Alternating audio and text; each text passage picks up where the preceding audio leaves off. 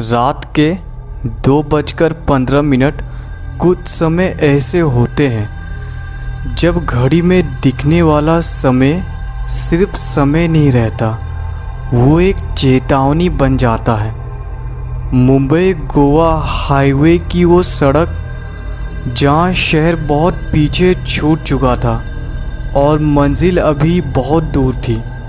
मेरी कार लगातार आगे बढ़ रही थी। टायरों की आवाज़ ऐसी लग रही थी जैसे कोई अंधेरे को काटता हुआ निकल रहा हो।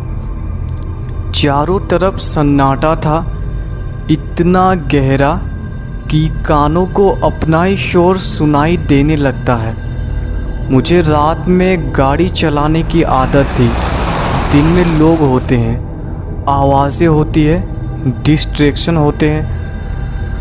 रात में सिर्फ आप होते हैं और आपकी सोच। मेरे साथ अगली सीट पर मेरा दोस्त रवि था। वो सो रहा था हल्की गहरी नींद में। उसकी हल्की हल्की सांसें मुझे बार बार यकीन दिला रही थी कि मैं अकेला नहीं हूँ। मैंने रेडियो चलाया लेकिन वहाँ कोई गाना नहीं था, सिर्फ एक बेसुरी आवाज़। मैंने रेडियो बंद कर दिया। ऐसी आवाज़ें रात में अच्छी नहीं लगती। मैंने पानी की बोतल उठाई, एक घूंट लिया और तभी मेरी नज़र सड़क के किनारे पड़ी। वहाँ एक आदमी खड़ा था, सड़क पर नहीं, सड़क के बिल्कुल किनारे, जहाँ रोशनी ख़त्म होती है और झाड़ियाँ शुरू होती है। वो बिल्कुल स्थिर था, ऐसे खड़ा जैसे घंटों से वहीं हो। उसने भूरा मेला सा कुर्ता पहन रखा था।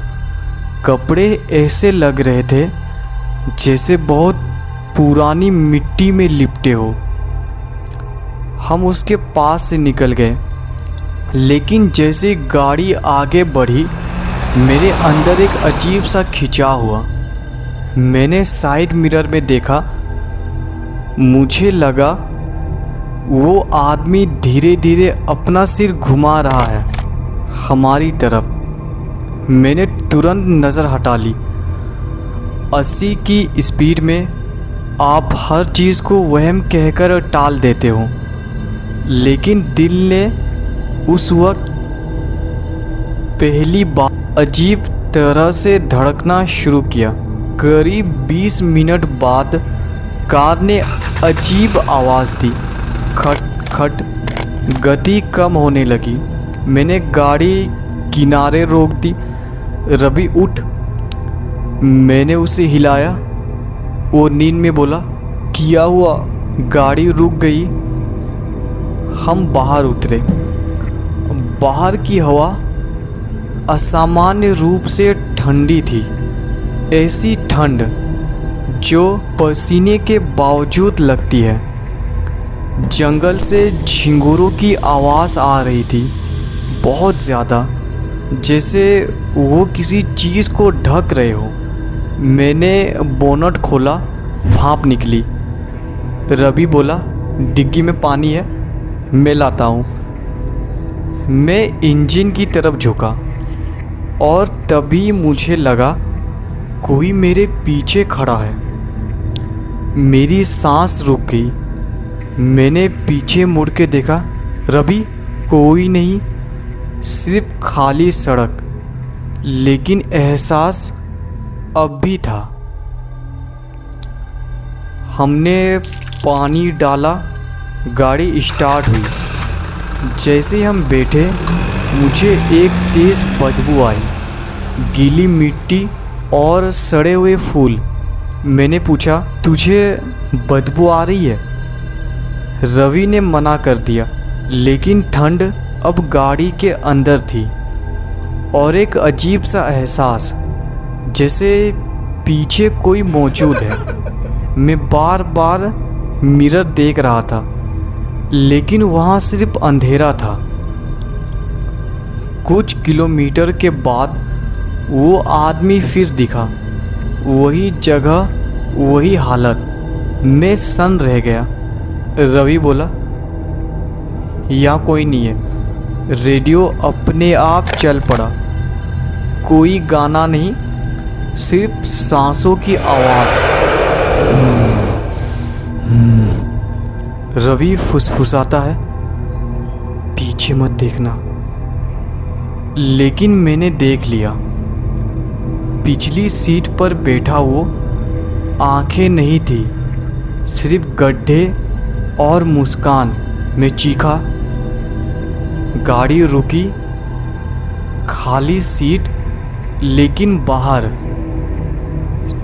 छत पर लंबे हाथों के निशान। इंसानी नहीं। फ़ोन बजा, अंकनाउ नंबर था।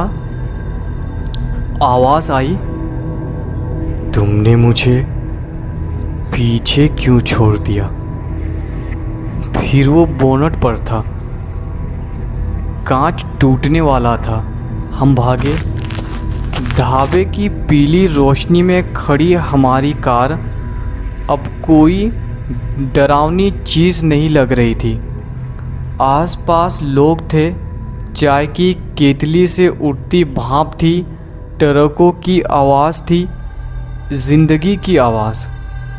रवि ने पहली बार सांस ली। उसके हाथ अभी भी कांप रहे थे। शायद हम थक गए थे। उसने खुद को समझाते हुए कहा। मैं कुछ नहीं बोला। मैं जानता था जो हमने देखा था वो थकान नहीं थी। मैं कार के पीछे की तरफ गया। दिल अब भी तेज़ धड़क रहा था, लेकिन दिमाग कह रहा था कि अब सब ठीक है। कार की पिछली खिड़की पर धूल जमी हुई थी और उसी धूल में अंदर की तरफ से उंगली से लिखा हुआ था, फिर मिलेंगे। मेरी रीढ़ में जैसे किसी ने ठंडी सुई चुभो दी हो। मैंने तुरंत पीछे देखा, कोई नहीं था। ढाबे का मालिक चाय लेकर आया। लंबा सफ़र लग रहा है, वो मुस्कुराया। मैंने हाँ में सिर हिलाया। रवि ने चाय उठाई, लेकिन उसके हाथ रुक गए। समीर। उसकी आवाज़ फुसफुसाहट बन गई। डिक्की बंद थी ना? मैंने पलट कर देखा।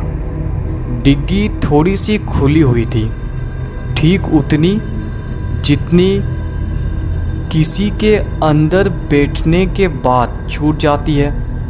और उसी पल वो बदबू, गीली मिट्टी और सड़े हुए फूल। मेरे कानों में फिर वही आवाज़ गूंजी,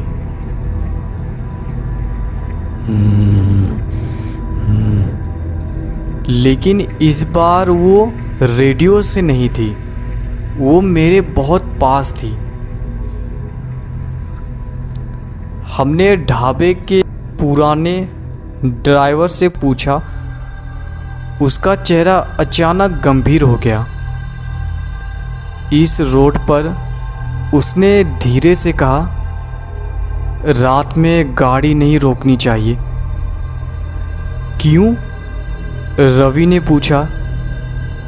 ड्राइवर ने चाय नीचे रख दी। कई साल पहले एक आदमी लिफ्ट मांगते हुए यहीं मारा गया था। कहते हैं वो पीछे बैठता था और कोई उसे देख नहीं पाता था जब तक गाड़ी रुक ना जाए। मेरे गले से एक शब्द भी नहीं निकला।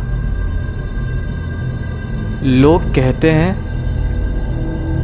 ड्राइवर ने आखिरी बात कही, वो अकेले नहीं चढ़ता, वो तीसरा बनकर आता है।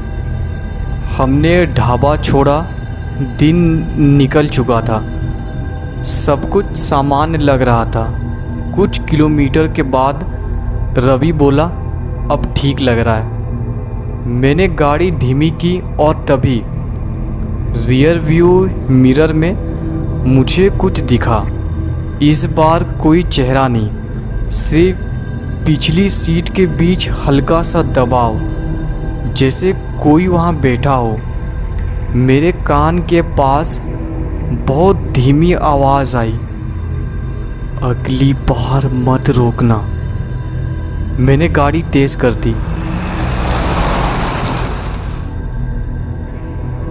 कुछ सफ़र रास्तों पर ख़त्म नहीं होते, कुछ यात्री मंजिल पर नहीं उतरते और कुछ बस पीछे बैठ जाते हैं।